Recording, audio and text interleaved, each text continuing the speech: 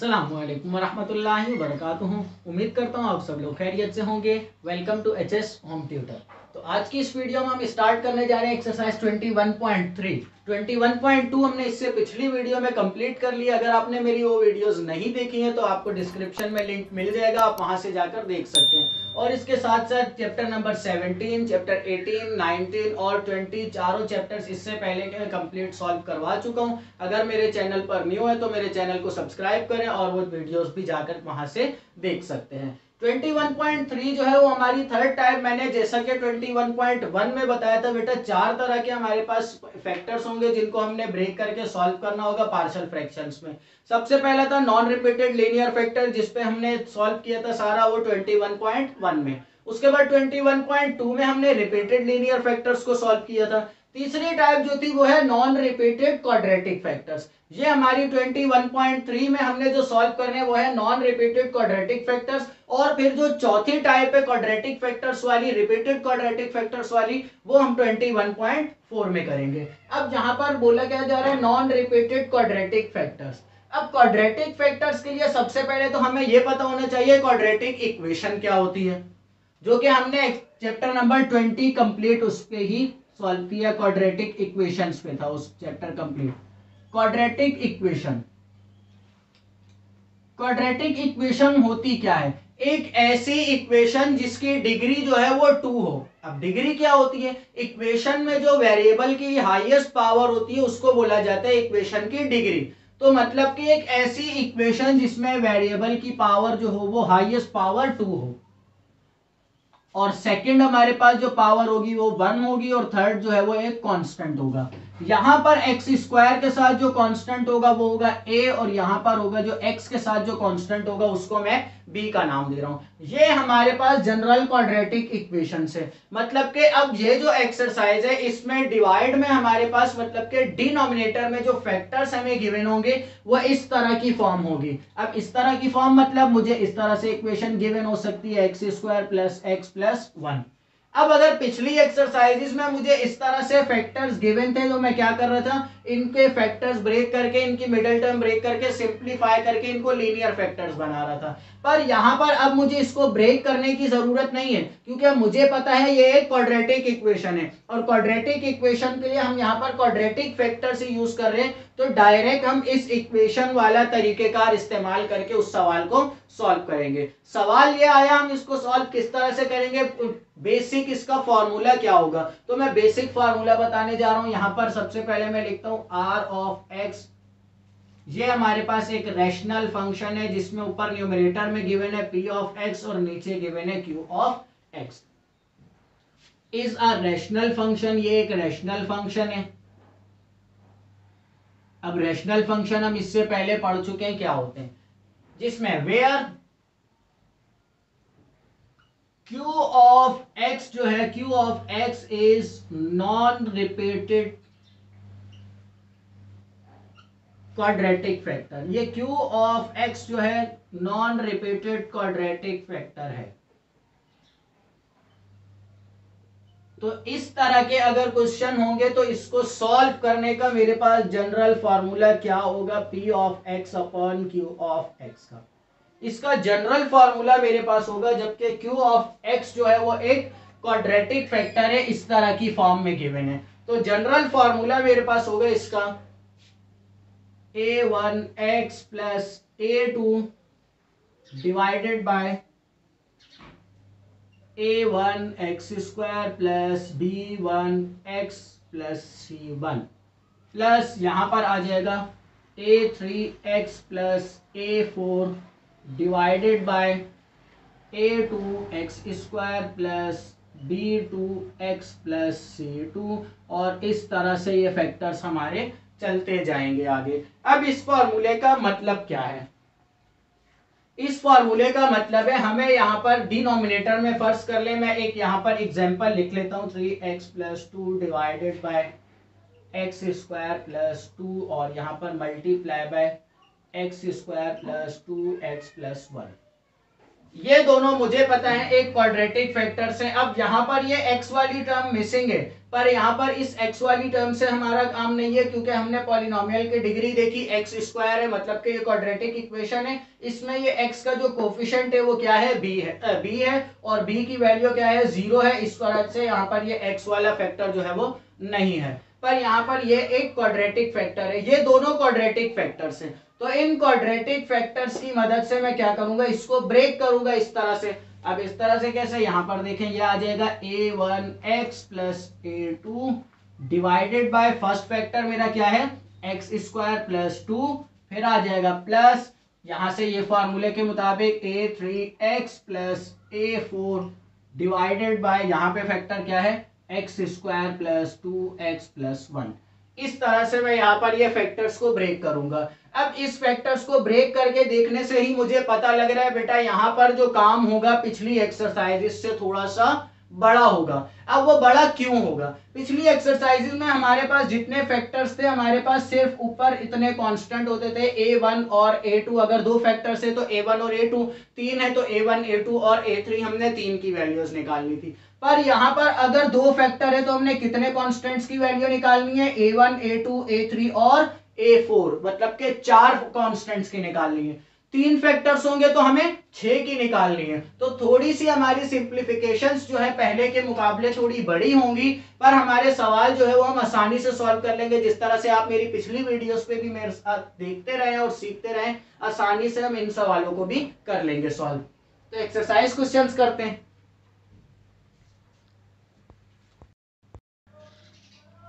तो question number 1 मैंने यहाँ पर एक्सरसाइज का लिख लिया। क्वेश्चन नंबर 1 मुझे गिवन है x square minus X minus 13 divided by X square plus 7 multiply by X minus 2।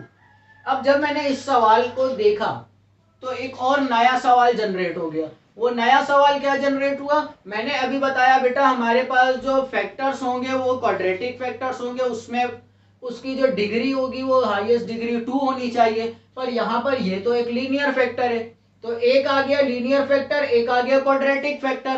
तो जिस तरह से हमने बेटा 21.2 में सॉल्व किए थे सवाल, जो अगर एक नॉन रिपीटेड आ जाए और एक रिपीटेड आ जाए फैक्टर्स, तो नॉन रिपीटेड वाले को नॉन रिपीटेड की तरह सॉल्व करते थे और फिर रिपीटेड वाले फैक्टर को रिपीटेड की तरह सॉल्व कर रहे थे। इसी तरह से यहाँ पर ये नॉन रिपीटेड वाले फैक्टर को हम एक्सरसाइज 21.1 की तरह सॉल्व करेंगे, और ये जो हमारे पास क्वाड्रेटिक फैक्टर है इसकी वैल्यूज फिर हम क्वाड्रेटिक के तरीके से निकालेंगे। तो स्टार्ट करते हैं। यहाँ पर मुझे फंक्शन गिवन है x square minus X minus 13 divided by X minus 2 multiply by X square plus 7। मैंने क्या किया बेटा, x माइनस 2 को पहले ले आया, एक्स स्क्वायर प्लस 7 को बाद में ले गया। क्वाड्रेटिक फैक्टर को हम वैल्यूज की जगह चेंज कर सकते हैं। अब क्या है, मेरे पास दो फैक्टर्स हैं। तो पहला वाला फैक्टर ये है नॉन रिपीटेड लीनियर फैक्टर। तो लीनियर फैक्टर को हम किस तरह से ब्रेक कर रहे थे, यहां पर आ जाएगा x माइनस 2, और नॉन रिपीटेड लीनियर है तो मतलब सिर्फ इसके ऊपर आएगा a1। हमें a1x प्लस a2 लिखने की जरूरत नहीं है, या हम यहां पर नहीं लिख सकते। क्यों नहीं लिख सकते, क्योंकि ये एक नॉन रिपीटेड लीनियर फैक्टर है। तो हमने पहले फैक्टर को पहचानना है जो कौन सा वाला फैक्टर है, उसके बाद उसके ऊपर फॉर्मूला अप्लाई करना है। अब मुझे पता है ये सेकंड वाला फैक्टर कौन सा है, ये क्वाड्रेटिक फैक्टर है। तो एक्स स्क्वायर प्लस 7 ऊपर आ जाएगा a2x प्लस a3, क्योंकि a1 यहां आ गया था तो इसलिए a2x और a3 वहां चला गया। ये मेरी आ जाएगी इक्वेशन नंबर 1। अब इसके बाद क्या होगा, सिंपल हम एलसीएम ले लेंगे। तो यहां आ जाएगा X square minus X minus 13 divided by X minus 2 multiply by X square plus 7 equals to के इस तरफ आ जाएगा। एलसीएम ले लेंगे हम, X minus 2 multiply by X square plus 7, और ये एक्स स्क्वायर प्लस 7 इधर आकर a1 से मल्टीप्लाई होगा, एक्स स्क्वायर प्लस 7, और यहाँ आ जाएगा plus a2x plus a3 multiply by X minus 2। ये पूरा फैक्टर मल्टीप्लाई हो रहा है एक्स माइनस 2 से। डिनोमिनेटर से डिनोमिनेटर कैंसिल होगा। ये तो हमारा ये एक जो स्टेप है ये तो तीनों एक्सरसाइजेस में सेम ही चलता आ रहा है स्टार्ट से। बच जाएगा मेरे पास X square minus X minus 13 equals to A1 multiply by X square plus 7 plus A2 X plus A3 multiply by X minus 2। ये मेरे पास बच गई है। अब इक्वेशन जो सॉल्व करने के बाद मेरे पास ये बच गई है। अब मैंने स्टार्ट में बताया था बेटा ये x माइनस 2 जो है ये नॉन रिपीटेड लीनियर फैक्टर है। तो A1 की वैल्यू फाइंड करने के लिए मैंने नॉन रिपीटेड लीनियर वाला तरीका ही इस्तेमाल करना होगा। नॉन रिपीटेड लीनियर में हम क्या तरीका इस्तेमाल कर रहे थे? नॉन रिपीटेड लीनियर में हम ये तरीका इस्तेमाल कर रहे थे, अगर मैंने A1 की वैल्यू फाइंड करनी है तो A2 के साथ जो फैक्टर है इसको मैं जीरो बनाने की कोशिश कर रहा था। इसको जीरो करके ये पूरी वैल्यू जीरो हो जाती, फिर उसके बाद A1 की वैल्यू आसानी से आ जाती। तो सेम वही काम यहाँ पर नॉन रिपीटेड वाला मैं करूंगा। क्या करूंगा? इस फैक्टर को जीरो बनाने की कोशिश करूंगा। तो x माइनस 2 को मैंने बनाना है जीरो, तो माइनस 2 दूसरी तरफ जाएगा प्लस 2 हो जाएगा, x की वैल्यू आ जाएगी 2। मतलब कि अगर मैं इस इक्वेशन में प्लस 2 पुट करता हूं तो ये फैक्टर जो है मेरा जीरो हो जाएगा, जिसकी मदद से मैं आसानी से A1 की वैल्यू निकाल लूंगा। तो देख यहाँ पर मैं पुट करता हूँ 2, तो ये आ जाएगा 2 का square minus 2 minus 13 A1 multiply bye 2 का स्क्वायर प्लस 7। ये वाला है पूरा फैक्टर, तो 2 पुट करने पर जीरो हो जाएगा, तो इसलिए इसको मैं दोबारा से सॉल्व करके नहीं लिख रहा। इस साइड को सॉल्व कर लेते हैं। 2 का square 4 minus 2 minus 13 complete value में कैलकुलेटर की मदद से सॉल्व करके आंसर निकालूंगा। 2 का स्क्वायर माइनस 2 माइनस 13, आंसर आएगा मेरे पास माइनस 11 इक्वल्स टू के इस तरफ आ जाएगा A1 मल्टीप्लाई बाय 2 का स्क्वायर 4 4 प्लस 7 11 आ जाएगा। 11 से 11 कैंसिल, तो A1 की वैल्यू मेरे पास आ गई है -1। A1 का आंसर मैंने निकाल लिया। A1 चूंकि नॉन रिपीटेड था तो तरीका मैंने वही हमारा पुराना वाला था जो हम सीख चुके, तो इसलिए मैंने जल्दी जल्दी से सॉल्व कर लिया। अब यहाँ पर मैंने फाइंड करनी है A2 और A3 की वैल्यू। तो अब A2 और A3 की वैल्यू फाइंड करने के लिए मैं क्या करूंगा? मैं ये वाली इक्वेशन दोबारा से अपने पास ऊपर लिख लेता हूं। जो डिनोमिनेटर कैंसिल करने के बाद जो आंसर आया था वो आंसर मैं यहां पर कॉपी कर रहा हूं अपने पास। A1 multiply by X square plus 7 plus यहां पर आ जाएगा A2 X plus A3 multiply by X minus 2। अब रिपीटेड लीनियर फैक्टर्स में हमने क्या किया था? रिपीटेड लीनियर फैक्टर्स में हमने ये A1 और A2 की वैल्यूज को आपस में इन वैल्यूज को मल्टीप्लाई करके सिंप्लीफाई किया था। तो सेम वही तरीकेकार मैं यहां पर भी करूंगा, या आसान अल्फाजों में मैं ये कह सकता हूं कि नॉन रिपीटेड जो क्वाड्रेटिक फैक्टर्स को सॉल्व करने का तरीका है वो same as it is repeated linear factors की तरह है। मतलब मैं यहां पर इन वैल्यूज को मल्टीप्लाई करूंगा और फिर इनकी सेम पावर्स वाली लाइक टर्म्स को कंपेयर करूंगा। तो लेफ्ट साइड तो मेरी सेम रहेगी, X square minus X minus 13। A1 multiply होगा एक्स स्क्वायर से तो A1 x square, plus A1 multiply होगा 7 से तो 7A1, plus A2 x multiply होगा x से तो A2 एक्स स्क्वायर हो जाएगा, माइनस A2 एक्स जब 2 से मल्टीप्लाई होगा तो ये प्लस माइनस माइनस और 2A2 एक्स, और ये फिर प्लस A3 मल्टीप्लाई होगा x से तो A3 एक्स माइनस, क्योंकि ये प्लस माइनस माइनस और 2A3। सिंपल मैंने क्या किया, सारी वैल्यूज को जो मल्टीप्लाई हो रही थी उनको मल्टीप्लाई करवा दिया। अब नेक्स्ट स्टेप क्या होगा? सेम पावर्स वाली वैल्यूज को साथ कर लूंगा। मतलब कि ये A1, ये है एक्स स्क्वायर वाली वैल्यू, ये है एक्स स्क्वायर वाली value. A1 x square plus A2 x square, ये आ गया, ये x वाली वैल्यू एक ये है तो ये माइनस A2 एक्स, फिर ये आ जाएगा प्लस A3 एक्स, फिर आ जाएगा प्लस 7A1 माइनस 2A3।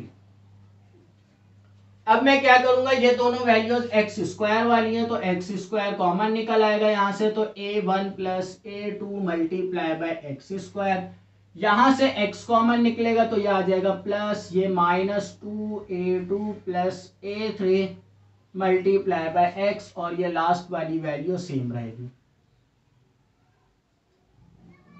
और यहाँ पर लेफ्ट साइड पे है मेरे पास X square minus X minus 30। यहां तक ये जो काम है ये सिंप्लीफिकेशंस इससे पिछली एक्सरसाइज में हम रिपीटेड लीनियर फैक्टर्स में भी कर चुके हैं। बस सिर्फ फर्क क्या है, थोड़ा सा वैल्यूज ये बड़ी हो गई है, यहाँ पर इनकी पावर्स ज्यादा हो गई हैं, बाकी हमारा जो काम है वो सेम ही है। अब नेक्स्ट स्टेप भी हमारा सेम वही होगा, मतलब कि लाइक टर्म्स को कंपेयर करके हम वैल्यूज निकालेंगे। सबसे पहले एक्स स्क्वायर वाली वैल्यू को एक्स स्क्वायर के साथ कंपेयर करेंगे। तो यहां पर मैं स्टेटमेंट दे दूंगा कंपेयर लाइक टर्म्स को मतलब सेम पावर वाली वैल्यूज को या सेम टर्म्स को हम कंपेयर कर लेंगे। तो यहां से X square is equal to a1 plus a2 multiply by X square आ जाएगा। एक्स स्क्वायर से एक्स स्क्वायर कैंसिल हो जाएगा, तो यहां बच जाएगा 1 equal to a1 plus a2।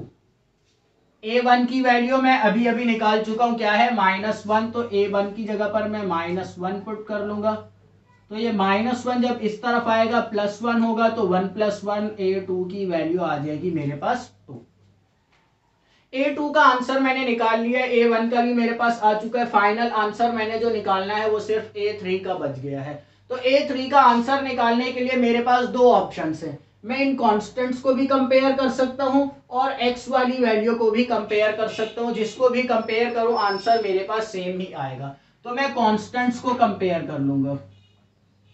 Constants को कंपेयर कर लेते हैं, मतलब कि -13 is equal to 7a1 minus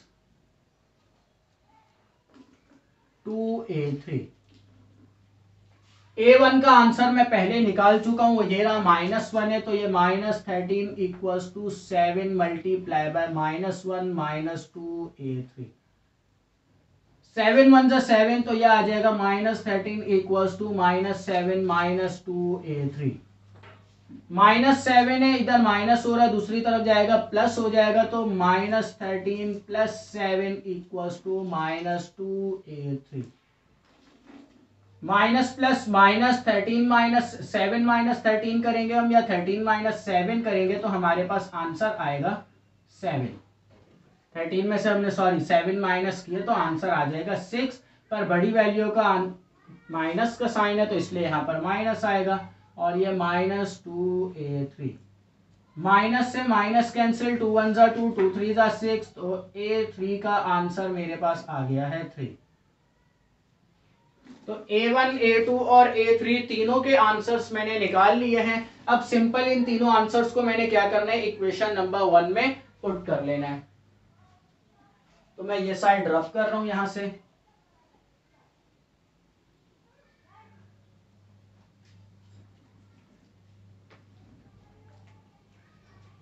put a1 equals to -1, a2 equals to 2 और a3 इक्वल्स टू 3। ये वैल्यूज यहां पर पुट कर लेंगे।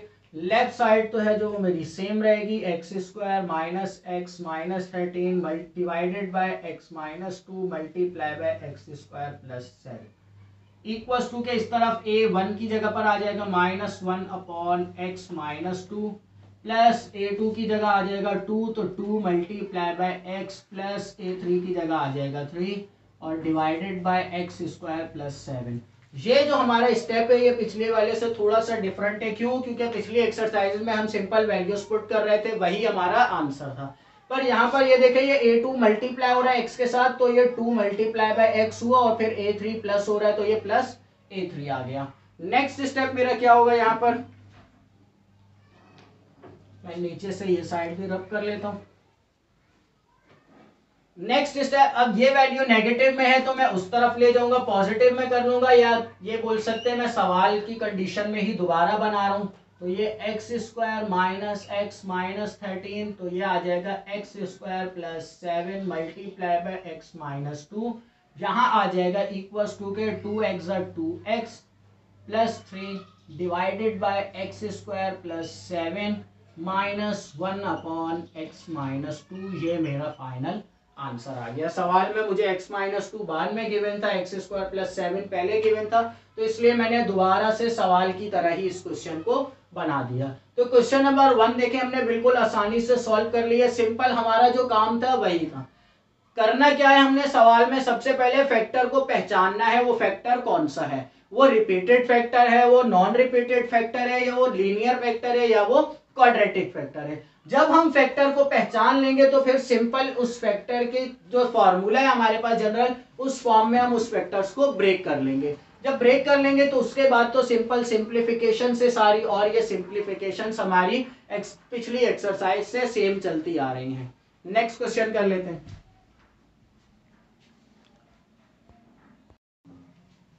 क्वेश्चन नंबर 2 मैंने यहाँ पर लिख लिया। क्वेश्चन नंबर 2 भी हमें सेम क्वेश्चन नंबर 1 की तरह ही गिवन है। एक इसमें नॉन रिपीटेड लीनियर फैक्टर है और एक इसमें क्वाड्रेटिक फैक्टर है। तो उसी क्वेश्चन की तरह सॉल्व करेंगे पिछले वाले की तरह। फर्स्ट स्टेप हमारा क्या होगा, 6x minus 5 divided bye non repeated linear वाले को मैं पहले लिख लूंगा x प्लस 1, और ये क्वाड्रेटिक वाले को बाद में लिख लूंगा x square plus 10 equals to के इस तरफ आ जाएगा। पहला जो है वो नॉन रिपीटेड लीनियर फैक्टर है, मतलब कि x प्लस 1 है, तो ऊपर आ जाएगा a1 प्लस सेकेंड वाला जो है वो क्वाड्रेटिक फैक्टर है एक्स स्क्वायर प्लस 10, तो यहाँ पर आ जाएगा a2x प्लस a3। ये मेरी बन गई इक्वेशन नंबर 1। नेक्स्ट मैंने यहाँ पर एलसीएम ले लेना है, तो यहाँ आ जाएगा 6x minus 5 divided by x plus 1 multiply by X square plus 10 equals to के इस तरफ आ जाएगा a1 multiply by X square plus 10 plus a2x plus a3 multiply by X plus 1 और whole divided by X plus 1 multiply by X square plus 10। क्या किया मैंने, यहाँ पर एलसीएम ले लिया और क्रॉस मल्टीप्लिकेशंस कर दी, जिस तरह से हमने पिछले क्वेश्चंस में भी की थी। तो यहाँ पर ये दोनों डिनोमिनेटर्स क्या हो गए, कैंसिल आउट हो गए। डिनोमिनेटर्स कैंसिल आउट होने के बाद मेरे पास जो टर्म बच गई है वो है 6x minus 5 equals to a1 multiply by X square plus 10 plus a2x plus a3 multiply by X plus 1।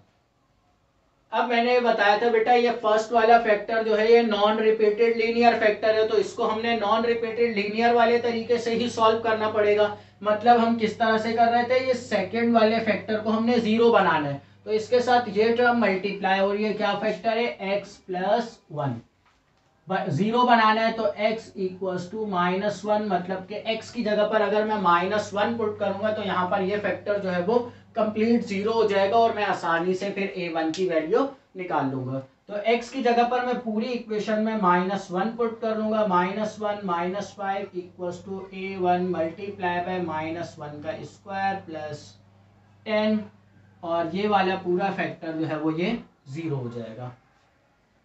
Simplify कर लेता हूँ, यहाँ पर 6 1 जा 6, तो ये minus 6 minus 5 equals to a1 1 का स्क्वायर 1 हो जाएगा और 1 प्लस 10 11 हो जाएगा। स्क्वायर की वजह से ये माइनस खत्म हो जाएगा, तो इसलिए 1 प्लस 10 11 हो जाएगा। और ये माइनस 6 माइनस 5 ये क्या हो जाएगा, minus 11 equals to a1 multiply by 11, तो 11 से 11 कैंसिल, a1 की वैल्यू मेरे पास आ गई -1। a1 की वैल्यू मैंने निकाल ली। a1 क्योंकि नॉन रिपीटेड लीनियर फैक्टर था तो इसलिए मैंने इस तरह से सॉल्व किया, पर जो a1 के बाद a2 और a3 है ये मेरे पास नॉन रिपीटेड लीनियर नहीं है, तो इसलिए इसको मैंने किस तरह से सॉल्व करना है, क्वाड्रेटिक वाले तरीके से ही सॉल्व करना है। तो क्वाड्रेटिक वाला तरीका क्या है, पहले तो मैं ये इक्वेशन अपने पास ऊपर लिख लूंगा, 6x minus 5 equals to a1 multiply by X square plus 10 plus a2x plus a3 multiply by X plus 1। Next step मेरा क्या होगा, जो वैल्यूज मल्टीप्लाई हो रही है उनको मल्टीप्लाई करवा लेंगे। लेफ्ट साइड पर ये 6x माइनस 5 जो है ये बेचारा सेम ही वैसे ही चलता रहेगा। a1 मल्टीप्लाई हो जाएगा एक्स स्क्वायर के साथ, तो a1 x square plus a1 multiply हो जाएगा 10 के साथ, तो 10 a1 प्लस a2 मल्टीप्लाई हो जाएगा x के साथ तो ये हो जाएगा a2x²। a2 मल्टीप्लाई होगा 1 के साथ तो ये a2x हो जाएगा। फिर यहाँ पर ये a3 मल्टीप्लाई होगा तो फिर a3x आ जाएगा। फिर प्लस a3 1 से मल्टीप्लाई होगा तो सिर्फ a3 बच जाएगा। सिंपल, मैंने वैल्यूज को मल्टीप्लाई करवा लिया। नेक्स्ट स्टेप में सेम पावर वाली वैल्यूज को एक साथ कर लूंगा तो ये आ जाएगा 6x - 5 a1x² और a2x²। a1 plus a2 multiply by x²। मैंने क्या किया, सेम पावर वाली वैल्यूज को एक साथ करके एक ही बार में कॉमन भी निकाल लिया। a2x और a3x तो मतलब यहाँ आ जाएगा प्लस a2 प्लस a3 और कॉमन निकल जाएगा इन दोनों में से x plus 10a1 plus a3। ये मेरे पास सिंप्लीफाई होकर आंसर आ जाएगा यहाँ पर। अब इसके बाद मैंने क्या करना है, मैंने वैल्यू निकालनी है। a1 की वैल्यू मैंने निकाल ली है, a2 और a3 की वैल्यू निकालनी है। a2 और a3 की वैल्यू निकालने के लिए मुझे अब क्या करना है, यहाँ पर कंपेयर करना है लाइक टर्म्स को। तो मैं स्टेटमेंट दूंगा कंपेयर लाइक टर्म्स को कंपेयर कर लेंगे, मतलब कि सेम पावर वाली टर्म्स को कंपेयर कर लेंगे। पर यहाँ पर एक मसला है। अब वो मसला क्या है, मसला ये है, ये टर्म है x², लेफ्ट साइड पर x² वाली टर्म मौजूद ही नहीं है, तो मैं किसके साथ कंपेयर करूंगा। तो बेटा मैंने अभी इसी वीडियो के बिल्कुल स्टार्ट में बताया था, जब मैंने ये वाली टर्म लिखी थी x² + 2 सॉल्व करने के लिए एग्जाम्पल में, जब मैंने ये टर्म लिखी थी तो मैंने बताया था बेटा यहाँ पर सेंटर में एक टर्म और मौजूद है x वाली, जिसका कांस्टेंट क्या है, 0 है, जिसका कोफिशिएंट जो उसके साथ मल्टीप्लाई हो रहा है वो कोफिशिएंट क्या है, 0 है। तो इसी तरह से यहाँ पर भी ये जो 6x - 5 लिखा हुआ है, इस 6x - 5 से पहले एक टर्म और मौजूद है, मतलब कि 0x², जिसका कोफिशिएंट क्या है, 0 है। तो मैं फर्स्ट वाली टर्म को कंपेयर कर लूंगा 0 के साथ, मतलब कि ये आ जाएगा यहाँ पर 0x² = a1 + a2 multiply by x²। x² से x² कैंसिल, तो मतलब कि a1 + a2 = 0। अक्सर ये वाला स्टेप नहीं लिखा जाता, पर ये स्टेप मैंने यहाँ पर समझाने के लिए लिखा है, जो आखिर हम कर क्या रहे हैं। यहाँ पर सिंपल बोल दिया जाता है a1 + a2, यहाँ पर x² वाली टर्म नहीं है तो 0 के साथ कंपेयर कर लेंगे। बेसिक जो उसके पीछे मेथड है वो ये है, जो x² वाली टर्म यहाँ पर मौजूद है पर उसका कोफिशिएंट 0 है, इसीलिए हम a1 + a2 को 0 के साथ कंपेयर करेंगे। तो a1 की वैल्यू मैंने अभी निकाली, क्या है, -1 + a2। यहाँ से a2 की वैल्यू मैं अब आसानी से निकाल सकता हूँ, -1 है, दूसरी तरफ जाएगा +1 हो जाएगा। नेक्स्ट मैंने मालूम करनी है a3 की वैल्यू। तो a3 की वैल्यू अब मैं x वाली टर्म्स को भी कंपेयर कर सकता हूँ और कांस्टेंट्स को भी। पिछले सवाल में मैंने कांस्टेंट्स को कंपेयर किया, यहाँ पर अब मैं x वाली टर्म को कंपेयर कर लेता हूँ।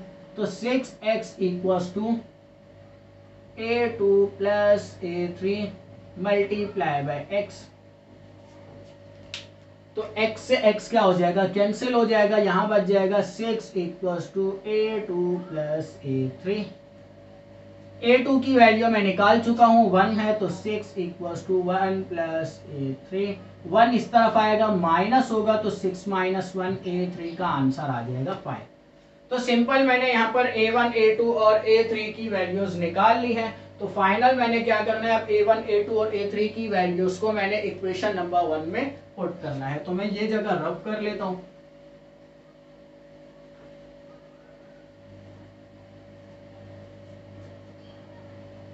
a1, a2 और a3 की वैल्यूज मैं यहाँ पर पुट कर रहा हूँ। पुट a1 = a1 की वैल्यू ये रही, हमने पुट की थी, क्या है, -1, और a2 की वैल्यू क्या है, +1, और a3 की वैल्यू क्या है, 5। तो मैं यहाँ पर पुट कर लूंगा, ये आ जाएगा 6x - 5 divided by x + 1 multiply by x² + 10 equals to के इस तरफ आ जाएगा a1 की जगह -1/x + 1 प्लस a2 की जगह 1 × x प्लस a3 की जगह 5 डिवाइडेड बाय x² + 10। वैल्यूज मुझे सवाल में नॉन रिपीटेड लीनियर बाद में गिवन था, क्वाड्रेटिक पहले था, तो मैं इसको सेट कर लेता हूँ। तो ये आ जाएगा 6x minus 5 divided by X square plus 10 multiply by X plus 1 equals to के इस तरफ ये वाली टर्म पहले आ जाएगी, मतलब कि x प्लस 5, ये 1 था, 1 मल्टीप्लाई होगा तो सेम ही रहेगी टर्म, तो ये एक्स स्क्वायर प्लस 10 और ये वाली टर्म बाद में चली जाएगी, मतलब कि माइनस 1 अपॉन एक्स प्लस 1। ये मेरा फाइनल आंसर आ गया यहाँ पर। तो क्वेश्चन नंबर 2 भी हमने इस एक्सरसाइज का यहाँ पर कंप्लीट कर लिया, कंप्लीट सॉल्व कर लिया। सिंपल हमारे पास तरीकेकार वही पुराने वाले चल रहे जिस तरीके से हम पिछली एक्सरसाइजेस में सिंप्लीफिकेशंस कर रहे थे। अगर आप मेरे चैनल पर न्यू है तो मेरे चैनल को सब्सक्राइब करें और डिस्क्रिप्शन में लिंक से जाकर आप पिछली वीडियोस भी देख सकते हैं अगर आपने मेरी पिछली वीडियोस नहीं देखी हैं। उम्मीद करता हूँ आज जो समझाया वो समझ आ गया होगा। अल्लाह हाफिज।